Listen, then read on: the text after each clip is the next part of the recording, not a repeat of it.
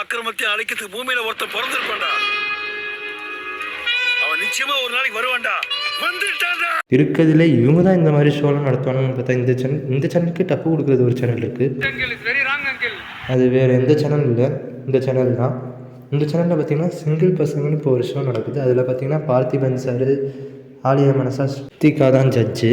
இதில் ஆங்கரிங் பண்ணுறதுன்னு பார்த்திங்கன்னா மணிமேகலைக்கா. பார்த்திபன் சாரோட நிலைமையை பார்த்தா தான்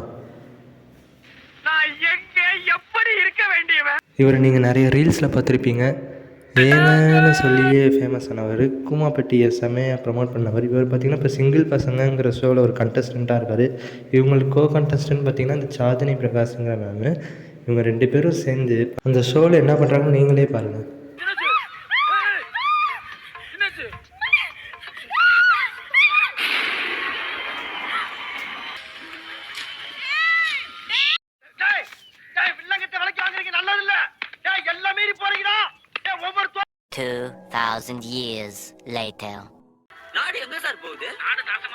பட் இவங்க சொல்லி தப்பு இல்லை.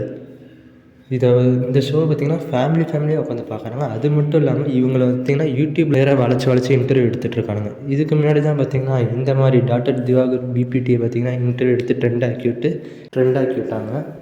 உண்மையாலுமே நடிப்பு அரக்கன்னு பார்த்திங்கன்னா அது யாருன்னு பார்த்திங்கன்னா கூகுள்லேயே யார் சொல்லுதுன்னு பாருங்கள், நீங்களே பாருங்கள். அதை